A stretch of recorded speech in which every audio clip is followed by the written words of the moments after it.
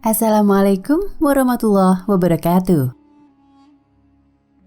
Sebelum keluarnya Dajjal akan didahului dengan musim kemarau yang berkepanjangan selama 3 tahun berturut-turut. Sabda Rasulullah, sesungguhnya sebelum keluarnya Dajjal adalah tempuh waktu 3 tahun yang sangat sulit, di mana pada waktu itu manusia akan ditimpa kelaparan yang sangat. Allah memerintahkan kepada langit pada tahun pertama darinya untuk menahan 1/3 dari hujan dan memerintahkan kepada bumi untuk menahan 1/3 dari tanaman. Kemudian Allah memerintahkan kepada langit pada tahun kedua darinya agar menahan 2/3 dari hujannya dan memerintahkan bumi untuk menahan 2/3 dari tanamannya. Kemudian pada tahun ketiga darinya Allah memerintahkan kepada langit untuk menahan semua air hujannya. Lalu ia tidak meneteskan setitik air pun dan memerintahkan kepada bumi agar menahan seluruh tanamannya. Maka setelah itu tidak tumbuh satu tanaman hijau pun dan semua binatang berkuku akan mati kecuali yang dikehendaki Allah. Para sahabat bertanya, dengan apa manusia akan hidup pada hari itu? Beliau menjawab, tahlil, takbir, tasmid, dan tahmid akan sama artinya bagi mereka dengan makanan. Hadis riwayat Ibnu Majah, Ibnu Khuzaimah dan Al-Hakim sahih. Lihat As-Sahihah nomor 2457. Dajjal akan muncul dari Isfahan, Iran. Pada waktu Dajjal terlepas dari belenggu tingginya 10 zira. Tingkahnya seperti orang soleh dan mengajak kepada kebaikan. Banyak yang mengikutinya. Tetapi ketika dia mengaku sebagai nabi, orang mukmin banyak yang meninggalkannya. Setelah perjalanannya sampai ke Kala antara Irak dan Syam, Dajjal mengaku sebagai Tuhan. Berdasarkan sebuah hadis yang suatu hari pada musim kemarau, Dajjal akan bertanya, apakah kamu menginginkan api atau air? Jika menjawab air, itu bermakna api yang diberikannya. Jika jawabannya api, ia akan memberi air. Kamu akan diberikan air jika kamu mengakui Dajjal adalah Tuhan, dan bila kamu murtad dari agama Allah. Apabila kamu lebih memilih api, tetapi tetap berada di jalan Allah, maka kamu akan dibunuhnya. Dajjal membawa api dan air. Rasulullah SAW bersabda, sesungguhnya Dajjal itu akan keluar dengan membawa air dan api. Maka apa yang dilihat manusia sebagai air, sebenarnya itu adalah api yang membakar. Sedang apa yang dilihat oleh manusia sebagai api, maka itu sebenarnya adalah air yang dingin dan tawar. Maka barang siapa yang menjumpainya, hendaklah menjatuhkan dirinya ke dalam apa yang dilihatnya sebagai api, karena ia sesungguhnya adalah air tawar yang nyaman.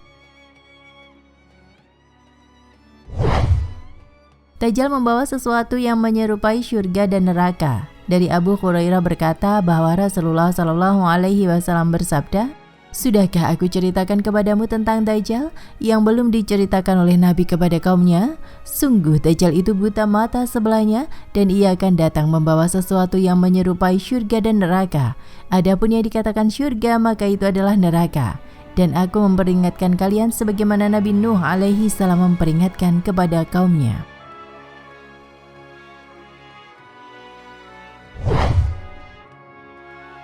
Berdasarkan data terbaru, Eropa akhir tahun 2022 sedang dilanda bencana kekeringan terparah dalam 500 tahun terakhir, yang berdampak di banyak negara mulai dari Jerman hingga Inggris. Menurut Observatorium Kekeringan Eropa UI, 47% daerah UI berada di bawah peringatan kekeringan, dengan 17% dalam siaga merah. Kekeringan terburuk ini mempengaruhi banyak aspek seperti transportasi kargo, produksi listrik, air minum, produk hewani, dan tanaman. Negara Eropa dilanda kekeringan. Berikut beberapa contoh dampak kekeringan terburuk di Eropa dalam 500 tahun terakhir.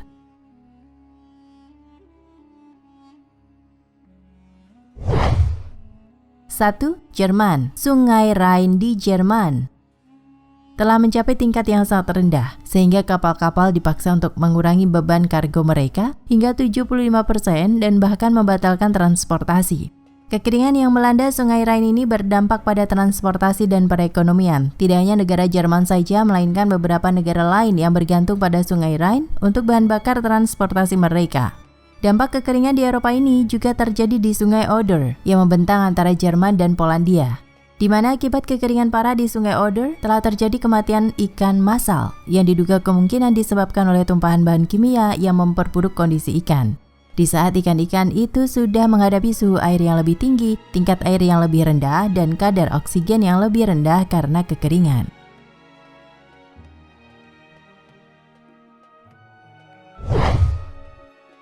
kedua di Serbia dan Prancis. Beberapa sungai telah mengering total yang mengakibatkan ikan mati massal di dasar sungai. Perusahaan listrik EDF Prancis telah dipaksa untuk mengurangi output listrik dari tenaga nuklir karena kekurangan air untuk mendinginkan pembangkit listrik. Padahal pembangkit nuklir menghasilkan 70% listrik Prancis.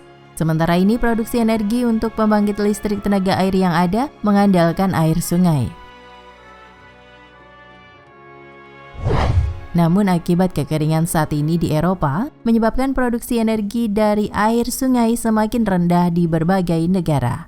Produksi energi dari air sungai adalah 3.930 gigawatt, lebih rendah dari biasanya tahun ini pada awal Juli di Prancis, 2.244 gigawatt lebih rendah di Portugal, dan 5.039 gigawatt lebih rendah di Italia. Sementara itu, infrastruktur juga tidak luput dari dampak kekeringan ini, dengan bukti retak-retaknya rumah saat tanah mengering.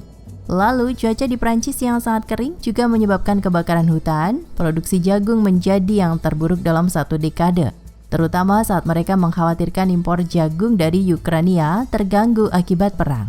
Tanaman lain termasuk gandum, persik, stroberi, dan aprikot juga akan terpengaruh akibat kekeringan ini.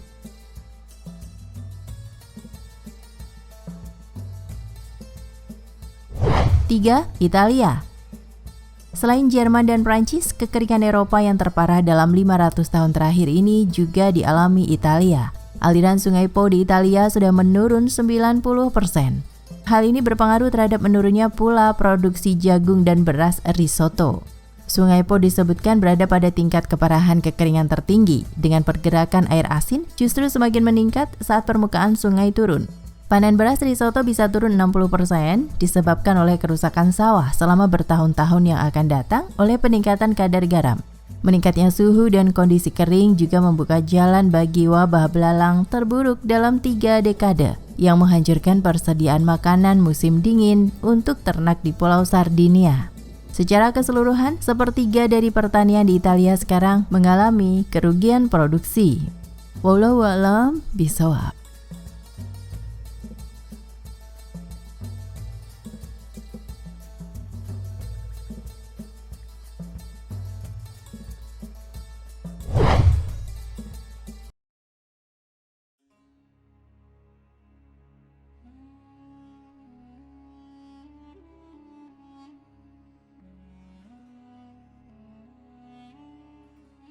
Tahukah Anda, ternyata di kawasan Mina ada sebuah masjid yang pernah dikunjungi 70 nabi untuk salat. Namun rupanya sejarah masjid istimewa satu ini sering terlewatkan. Adalah Masjid Al-Khaif Mina atau Masjid 70 Nabi. Selain dinamakan Masjid Khaif, juga dikenal dengan nama Masjid Al-Muaisyumah, di mana nama tersebut diambil dari nama sebuah pohon, yakni pohon Al-Muaisyumah yang terletak di tempat tersebut. Masjid Al-Khaif adalah satu di antara masjid yang tak lepas dari peradaban Islam di Tanah Suci, selain Masjid Nabawi dan Masjidil Haram. Masjid yang berlokasi di Mina itu berdiri di kaki bukit sebelah selatan Mina, tidak jauh dari tempat Jumroh Ula. Diriwayatkan ada 70 nabi yang pernah mengerjakan sholat di masjid ini. Di seberang masjid terdapat jembatan Jamarot. Masjid Al-Khaif memiliki arti tempat tinggi di bumi, karena terletak di kaki Gunung Sobih. Masjid tersebut dibangun pada masa Nabi Muhammad SAW dan terus dilakukan seiring perkembangan Islam. Masjid Al-Khaif berdiri kokoh dengan warna merahnya yang khas di Mina. Masjid tersebut terkenal dengan sebutan Masjid 30 Hari. Hal itu karena masjid ini hanya dibuka selama 30 hari per tahunnya selama musim haji. Masjid ini sudah beberapa kali mengalami pemugaran dan kini sudah terdapat banyak pintu masuk untuk perempuan.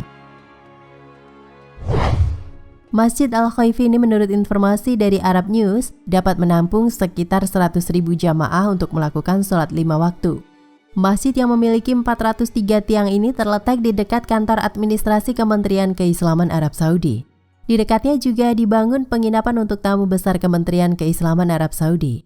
Dari zaman dahulu hingga masa pemerintah Saudi sudah banyak dilakukan pemugaran dan sekarang termasuk penambahan pintu masuk yang dimaksudkan khusus untuk jamaah perempuan.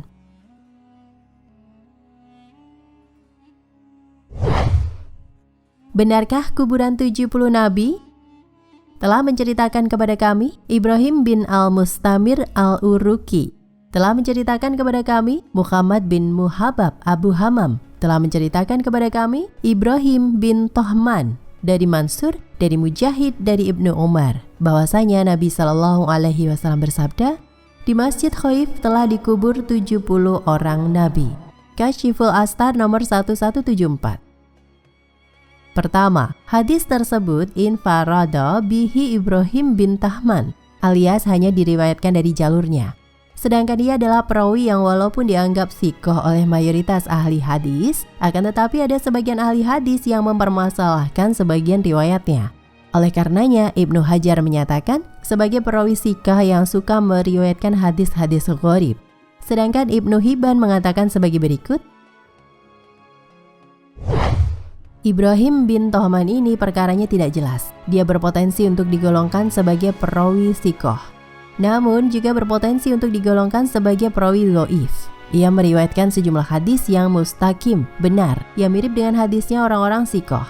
Namun terkadang meriwayatkan beberapa hal yang kacau dari perawi-perawi yang sikoh, tanpa ada yang menyertainya dalam periwayatan tersebut. Saya katakan ini menunjukkan bahwa hadis Ibrahim bin Tohman ini tidak bisa diterima begitu saja, apalagi bila matanya terkesan aneh seperti ini.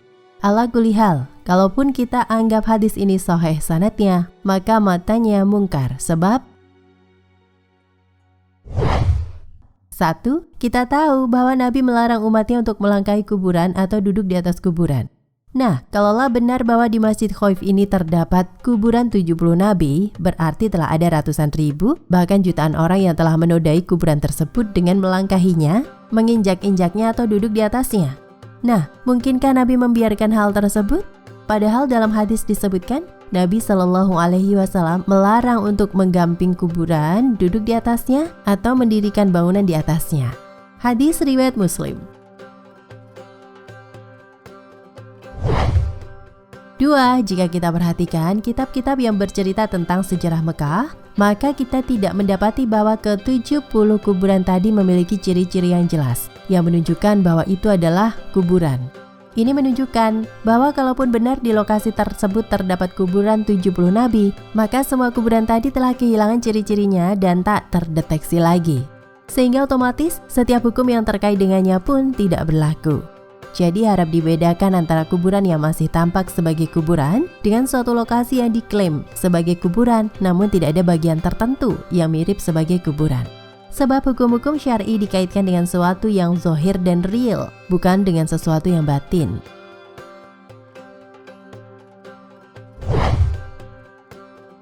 3. Istilah masjid dalam bahasa Arab tidak harus berlaku pada bangunan masjid, namun semua tempat sujud sah-sah saja dinamakan masjid. Bukankah dalam hadis sahih Nabi bersabda, bumi atau tanah dijadikan sebagai masjid, tempat sujud atau sholat bagiku, sekaligus sebagai media bersuci tayamum. Nah, apakah masjid di sini adalah masjid yang memiliki tembok atau atap atau sekedar tempat sholat? Demikian pula dalam hadis yang antum tanyakan. Bila Nabi mengatakan bahwa ada 70 kuburan Nabi di Masjid Khaif, maka jangan dibayangkan bahwa sejak dahulu di tempat itu sudah terdapat bangunan masjid yang mentereng seperti sekarang. Sebab boleh jadi yang dimaksud masjid sekedar tempat sholat atau lapangan tanpa memiliki bangunan.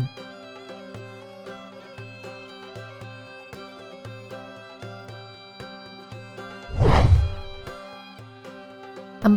Hadis tersebut sama sekali tidak mengatakan bahwa kita boleh membangun masjid di atas kuburan. 5. Kalaupun hadis tersebut dipahami sebagai isyarat akan bolehnya membangun masjid di atas kuburan, maka kita mendapatkan dalil yang tegas-tegas dan gamblang yang melarang membangun masjid di atas kuburan. Hadisnya muttafaq alaih sebagai berikut. Aisyah meriwayatkan bahwa Ummu Habibah dan Ummu Salamah pernah bercerita tentang gereja yang mereka lihat di Habasyah yang terdapat di dalamnya lukisan-lukisan. Mendengar hal tersebut, Nabi berkata, mereka orang-orang Nasara itu, bila ada orang sohih di antara mereka yang mati, maka mereka membangun masjid atau rumah ibadah di atas kuburnya dan membuat lukisan-lukisan tersebut. Merekalah sejelek-jelek manusia di sisi Allah pada hari kiamat nanti. Nah, hadis yang demikian gamblang dan sahih ini tidak mungkin kita abaikan, karena adanya hadis yang memberi isyarat bolehnya membangun masjid di atas kuburan. apalagi jika hadis tersebut keabsahannya masih diragukan.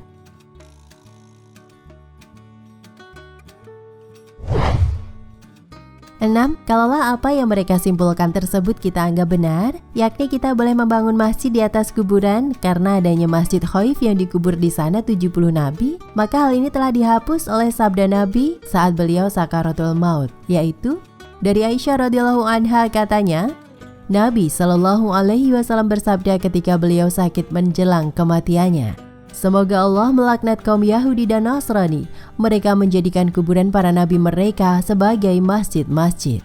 Kata Aisyah, kalaulah bukan karena alasan ini, niscaya kuburan beliau ditampakkan di muka umum. Akan tetapi beliau khawatir jika kelak dijadikan sebagai masjid.